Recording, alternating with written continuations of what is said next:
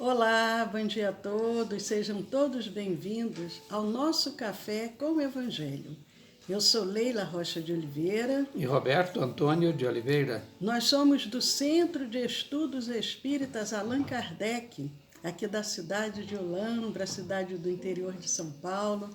Hoje é 3 de setembro de 2020, quinta-feira, 10 horas da manhã.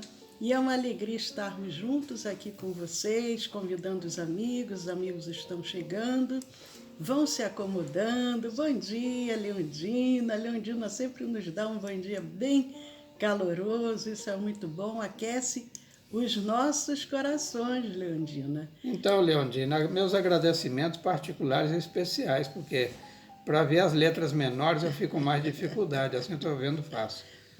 Bom dia, Maria Dolores, bom dia, Niva, todo mundo aí com seu cafezinho, com seu suco, com seu chazinho. Nós vamos dando início a esse bate-papo das manhãs, quando nós trazemos sempre um convidado ou uma convidada muito especial. Nesta semana, nós começamos falando sobre a Elizabeth Desperrance. Ela, para uns, só para que a gente lembre, para uns biógrafos, ela nasceu no dia 13 de maio de 1849, em Edimburgo. Para outros, eles dizem que ela nasceu no dia 20 de novembro de 1855, na Inglaterra. Ontem nós paramos e dizendo, olha, amanhã nós vamos continuar dizendo o que aconteceu, um grave acidente com ela em 1893, durante uma sessão, durante uma reunião que ela realizava, e ela sofre um acidente muito grave, que ela fica assim, muito enferma, quase perde até a vida. Você gostaria, Roberto, de comentar com relação a isso? O que aconteceu? Então foi numa uma reunião mediúnica, né?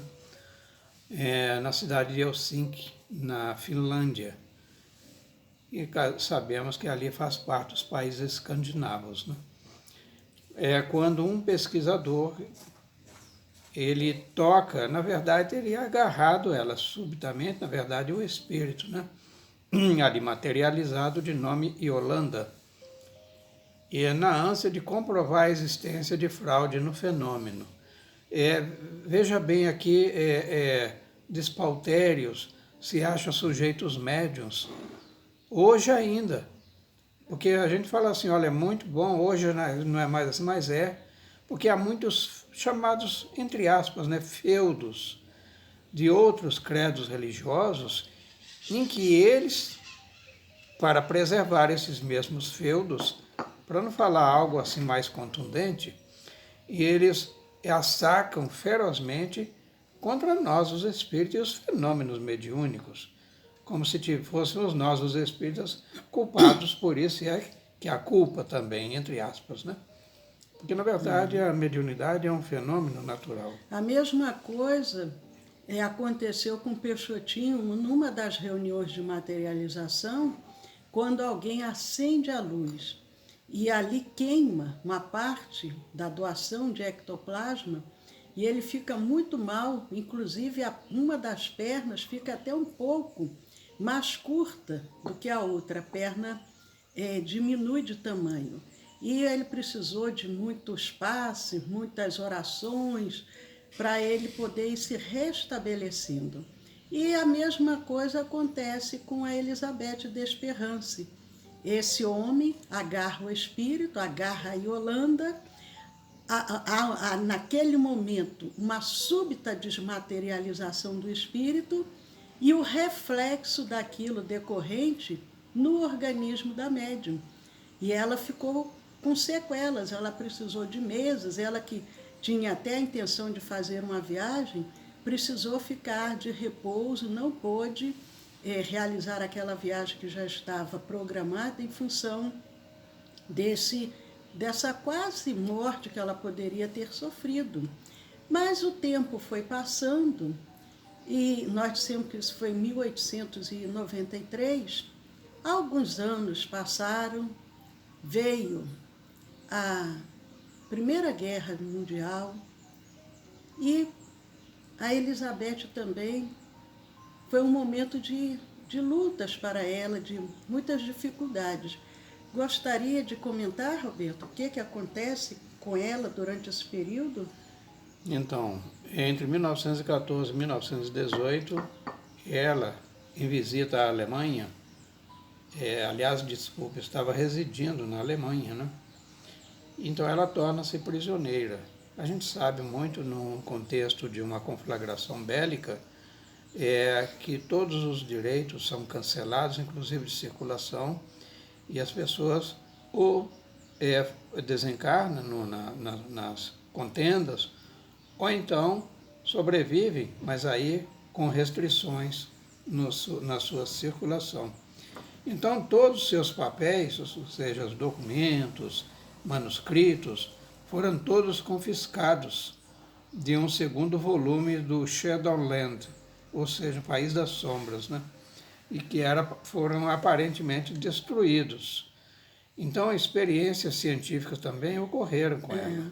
Mas o que acontece? Não que ela tenha sido presa, porque a gente sabe que houve muitas prisões, principalmente entre os judeus, naqueles campos de concentrações. Mas como ela era inglesa e ela ali residindo na Alemanha, o que acontece? Ela ficou quase que prisioneira. Aqui, em vários lugares, aconteceu a mesma coisa. Foi importante esse detalhe que você falou, lembrando, né? Ela sendo inglesa e os países aliados, entre eles a Inglaterra, seriam um inimigo natural da Alemanha. Então ela realmente passou, você é inglesa, então agora está aqui. Porque no caso de uma adversidade, eles podem, e o fazem frequentemente, refém aqueles que ali estão de outra nacionalidade para tê-los como instrumento de barganha. Podem ficar sendo considerados que são espiões, né? Então é uma confusão. E nós vimos que ela já havia publicado esse primeiro livro no País das Sombras e que acabou sendo o único. Inclusive comentamos ontem que há ele, inclusive, em áudio, sendo narrado a história em áudio, tem na internet, se alguém desejar ir ouvindo a história enquanto está realizando alguma atividade, tem ele em áudio, que é o País das Sombras. E o segundo volume que seria lançado, que seria escrito, perde-se todos aqueles papéis, todos aqueles documentos. Mas nós sabemos, a gente comentou, mas só para reforçar, que durante a vida dela, a Madame d'Espérance, ela teve aquela mediunidade dela estudada por diferentes pesquisadores. E nesse contexto aí toma vulto, né, um pesquisador também inglês, o William Oxley, e que conseguiu cultivar por 3 meses uma planta materializada. Aí fala assim, bom, e a desmaterialização quando ocorre? Vamos estudar um pouquinho de mediunidade, nós precisamos muito de mediunidade e os fenômenos mediúnicos, sobretudo de materialização. Então, e essa planta permaneceu durante todo esse tempo, falando de 3 meses, não foram 3 horas não, dentro de uma estufa. A estufa a gente sabe que tem uma climatização, tudo bem. Aí tem umidade, tem temperatura, tudo sob controle. Mas e além disso? Agora será que não houve uma contribuição do outro plano? Agora é interessante porque o Divaldo Franco ele fala das materializações que Sheila materializou, a Edelweiss, que são flores lá dos Alpes, e ele... Austríacos. Austríacos, e que essas flores ainda se encontram lá no museu lá da Mansão do Caminho, elas sequinhas, mas que ainda se encontram lá. É muito interessante. Ou seja, elas feneceram, mas não foram desmaterializadas. Né? Era interessante que a ciência, né, pudesse fazer estudos com relação Leila, a isso. Não sei se isso foi realizado. tem né? algum outro pesquisador, além do Huxley? Ontem eu até citei, enquanto nós estávamos aqui. Ah, eu perdi, né? Você e eu conectados por um fiozinho assim de fluídico. Eu até falei também de um outro cientista que até disse que talvez a gente vá também comentar sobre ele, que foi o Alexandre Aksakov. Ele era russo, salvo engano, e ele realizou também muitos estudos com relação à mediunidade da Elizabeth, e também o professor Blatterhoff, alguma coisa assim. Blatterhoff. É catedrático de Química. Né? Preciso melhorar o meu, o meu inglês. Mas esse era inglês, né, Leila? O Blatterhoff. E ele era professor, né, catedrático de Química. Da Universidade de São Petersburgo, mas Petersburgo é na Rússia. É na Rússia. São Petersburgo. Então, eu acho que o Aksakov e o Blatterhoff devem ter trabalhado juntos. Dois, não sei, porque se ele era da Universidade da Rússia, né? Mas ali o que com essas pesquisas, com essas observações todas, eles obtiveram assim resultados muito satisfatórios de acordo com o objetivo que eles tinham. Como nós vimos ontem também o Barcas, né, que ficou 8 anos pesquisando antes de poder, antes de declarar que realmente aquilo era verdadeiro. Então, durante essas pesquisas, numa determinada manhã, a médium Elizabeth se achava ocupada em escrever algumas cartas comerciais. Não estava mediunizada. Em um dado momento, verificou com espanto que a sua mão havia escrito automaticamente o nome Swain Stromberg. E ninguém soube, absolutamente ninguém soube explicar de quem que se tratava. Olha só, então, aí passam os dias, né? E algum tempo depois, tanto o Aksakov quanto o Blatterhoff, eles faziam experimentações no sentido de fotografar espíritos materializados atrás da médium. E aí apareceu também a figura de um homem. Aí já havia máquina, né? Já havia assim, condições de tirar fotos, né, do espírito materializado. Era um trabalho muito bonito. Mas não era uma máquina fotográfica convencional. Era de um tipo de sal bem especial, não me estou lembrando agora, Leila. Então, se fotografava, ficava bem visível. E aí, quem estava atrás da médium, porque ela estava escrevendo, lembrando, carta comercial, não tinha nada a ver com o texto. E quando aparece esse nome do Swain Stromberg. E aí o Aksakov e o seu companheiro de pesquisa viram atrás da médium a figura de um homem. Agora, consultado, o mentor espiritual dela, explicou tratar-se de um personagem cujo nome era exatamente Swain Stromberg, e o qual havia desencarnado no dia 13 de março daquele ano, então muito recente, em New Stockholm. Aí pedia, estava na Inglaterra, né? E pedia que seus pais fossem avisados sobre o seu decesso. Então ela na Rússia e o desencarnante na Inglaterra, Nova Estocolmo, New Stockholm. E aí queria que os pais dele fossem avisados que ele tinha desencarnado. Isso também já aconteceu com o Chico. O Chico receber aquela mensagem, inclusive até o rapaz, ele estava noivo e a noiva estava grávida e ninguém sabia que ela estava grávida. E ele aparece, ele pede ao Chico para poder avisar a família, porque a família não conhecia, ou nem conhecia aquela namorada, enfim, não me lembro bem os detalhes, mas para que os pais dele acolhessem aquela jovem que estava grávida dele. É muito lindo quando o médium ele utiliza a mediunidade de uma forma séria, responsável, porque o objetivo da mediunidade é esse, é de ser útil para a humanidade, não para as curiosidades. Mas o que acontece quando os pais desse rapaz tomam conhecimento, Roberto, que veem aquela foto? Então, veja, e a qualidade também que pesou para ser um elemento, um argumento de convicção. Porque os pais do rapaz, quando viram a fotografia, reconheceram de pronto que era o filho que havia desencarnado. E tendo eles deixado esposa, filhos, né? E ali já tinha sido pranteado, né? Pelos amigos, parentes. Agora, continuando na narrativa, ainda o Dr. William Oxley, ele conseguiu, através da média, materialização de 27 rosas e outras tantas plantas em uma única sessão. Gente, para produzir um fenômeno de materialização pequeno, já não é tarefa simples. Imagina 27 rosas e outras plantas em uma única sessão. É muito interessante, né? E ele também, o Oxley, presencia a materialização, aí agora já não é de rosas nem de plantas, era de uma jovem de rara beleza. Ela apresenta-se em toda a sua magnitude, e ela se apresenta materializada, ele observa, né, estava ali observando, muito bela, e depois ela começa novamente a se desmaterializar, começando dos pés, como se fosse assim, uma estátua de cera colocada sobre uma placa quente. Aí ela Incrível, né? vai se desmaterializando.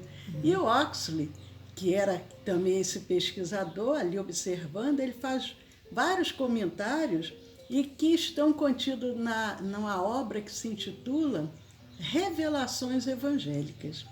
Mas a vida da Desperance, como nós dissemos, ela não foi uma vida muito fácil, porque sabemos que os médiuns nem sempre são espíritos superiores. É verdade. Nesse país, ou melhor, no livro citado, No País da Sombra, né, ficou somente no volume 1, já que os manuscritos, que seria o volume 2, foram confiscados, como dissemos. Então ali ela narra que os que vierem depois de mim, está falando de nós, e todos os médiuns, né, que se sobressairiam, os que vierem depois de mim talvez venham sofrer quanto eu tenho sofrido, pela ignorância das leis de Deus. Está falando da ignorância dos homens. Então, quando o mundo for mais sábio do que no passado, continua ela, é possível que os que tomarem as tarefas na nova geração não tenham que lutar, como lutei, contra o fanatismo estreito e os julgamentos duros dos adversários. Eu ouso aqui relembrar que ela estava enganada nesse particular, porque houve muitas lutas daqueles que seguiram depois dela também. Mas ela fala de uma experiência pessoal, naturalmente, muito forte, porque sabemos que a atividade mediúnica é uma atividade sacrificial, é de doação e também de sacrifício. Por mais simples que seja a tarefa de um médium, ele, no mínimo, abre mão de compromissos e, às vezes, de outros interesses materiais imediatos, e, às vezes, na privação do convívio da sua família, para dedicar-se de corpo e alma, porque aí é uma mediunidade de 24 horas na preparação, no cuidado, na vigilância, né? É verdade. Mas vamos ver aqui os nossos amigos para a gente poder aproveitar e saudar aqueles que foram chegando depois, dando um bom dia aqui para esses que foram chegando. Um abraço para O primo, Manuel Cosme. Oi, primo. Para Mara Fernandes, Maria Dolores, Anisa, Leondina, já falamos, já demos já mandamos um abraço muito carinhoso, a Cirlei, Sueli sempre conosco, tão bom. Bom dia, Arnaldo, my friends. Desejamos também para você um ótimo dia. Para a Eudócia, para toda a família, um bom dia muito carinhoso também para a Janete. Muito bom, queridos amigos, estarmos aqui juntos nesta manhã, e é uma alegria podermos compartilhar desses momentos de aprendizado e de reflexão. Mas a Elizabeth Desperance, Os anos passaram e, como todos nós, tem um dia que é o dia do retorno, a verdadeira vida, a pátria espiritual. E segundo alguns biógrafos, ela desencarnou em 20 de julho de 1918 em Leipzig. Outros biógrafos já dizem que foi em 20 de julho de 1919. A gente percebe a dificuldade dos dados corretos. Uns dizem julho de 1918, no final, porque a Primeira Guerra vai de 14 a 18, ou no ano seguinte, 20 de julho de 1919. E ela desencarna na Alemanha, né? Leipzig. Mas depois que ela desencarna, passado tempo, passado anos, provavelmente ela que era tão empenhada em conhecer a doutrina espírita, em conhecer aqueles fenômenos e que dedicou a sua vida sendo humilhada, sendo vilipendiada, sofrendo todo tipo de deboche, de reprovações, provavelmente no mundo espiritual, ela continuou muito empenhada com esse trabalho. Mas será, Roberto, que ela, depois de tudo isso, ela nos trouxe mais alguma comunicação? Tem um médium até pouco conhecido, né, entre nós, o Jairo Avelar, que ele traz uma obra mediúnica, naturalmente, e através dessa mesma Madame d'Espérance. E o título é um romance, né? Eu não sei também, nunca li, né, Leila? Mas nós temos aí uma síntese, né? O livro chama-se A Noiva, né? E aí nesse livro, a Elizabeth d'Espérance retrata a história da rainha Isabel de Angoulême, que era uma segunda esposa de João Sem Terra, à época das Cruzadas. Portanto, remonta à Idade Média. A Isabel, ela, segundo historiadores, nasceu entre 1186 ou 1188 em Fontainebleau e desencarnou em 4 de junho de 1246. E nesse romance, porque ela, a d'Espérance, vem contando a história dessa rainha, que era Isabel, segunda esposa do João Sem Terra, na época das Cruzadas, mas na atualidade, o que acontece com essa rainha, Roberto? O que vem narrando nesse romance? Então, nessa narrativa, aliás, só recordando ele, que foi numa época contemporânea, a época relatada no livro, o nome de Polvorello, né, que era o Francisco de Assis, que se achava entre nós. Inclusive, o Francisco de Assis, numa das legiões, ou das unidades em que ele tinha se alistado, que era nas Cruzadas, e que vem a trazer ele, quando retorna, para ter um despertamento para a missão dele, né? Então, como ele volta das Cruzadas, levou tanta pancada lá, que ele falou, meu negócio é trabalhar como Cristo me designou, né? Ele diz que Cristo diz, João, é necessário que volte. Então ele volta com Francisco de Assis. Mas ainda na roupagem de Carmosina, que era um resgate, passagem de dívidas pesadas, né? Falando já da rainha, ainda na adolescência. E após anos de intenso sofrimento, ela é encaminhada à terapia espírita, encontrando grande alívio. É interessante porque aí a Elizabeth d'Espérance, ela vem narrando a rainha de rainha, agora hoje Carmosina, mas em função de dívida, dos equívocos, ela sofria intensos sofrimentos em função dos obsessores que a acompanhavam. E quando ela é encaminhada a uma casa espírita, a um tratamento espírita, a essa terapia espiritual, ela encontra um grande alívio. Mas será, Roberto, que ela consegue a cura? Então, Devido a terríveis investidas de entidades cruéis, seu corpo físico já se encontrava sem perspectiva de cura.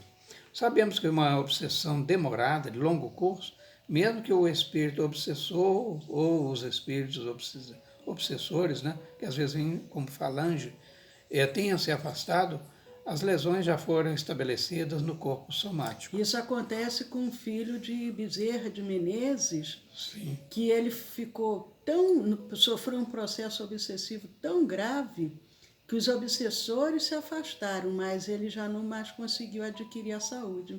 Um abraço para Maria Correia, seja bem-vinda, pegando o sinalzinho, né, Maria? Mas, graças à ação amorosa dos benfeitores, relatando ainda no livro A Noiva, a Carmosina, apesar de não ter adquirido a saúde física, mas ela conquista um estado de fé, de serenidade muito grande, inclusive, assim, de uma forma tão intensa, que ela começa a beneficiar todos ao seu redor. E é um romance muito bonito que vale a pena a gente conhecer.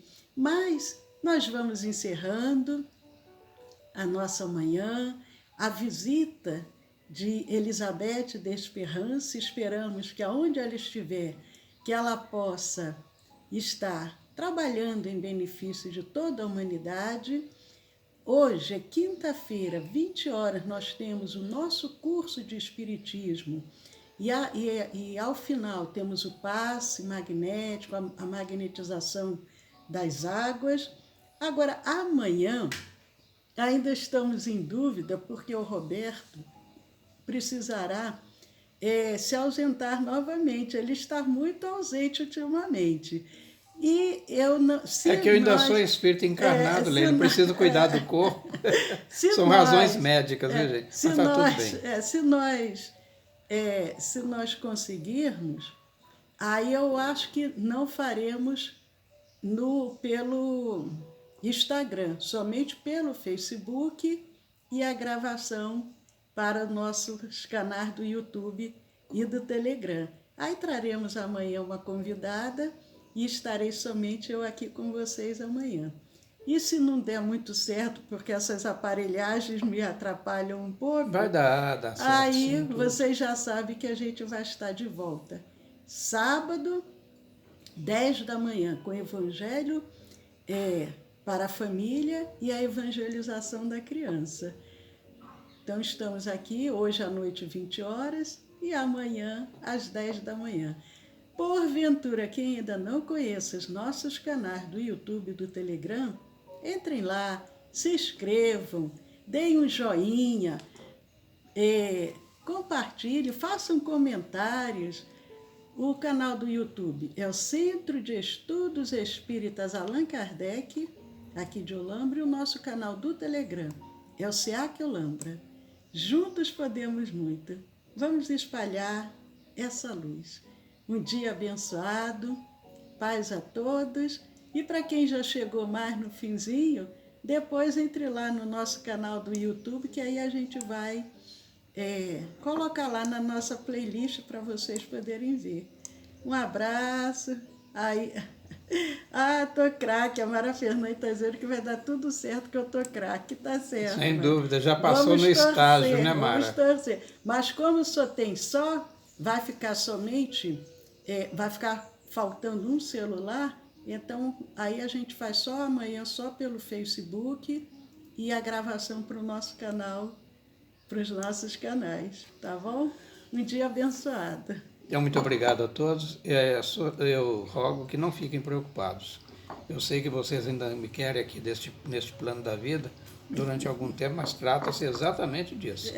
O veículo vai para a oficina e a gente vai para as clínicas. Estou cuidando, mas a gente vai estar sempre conectado fisicamente, talvez não, mas espiritualmente, pelos laços da fraternidade que já construímos, né?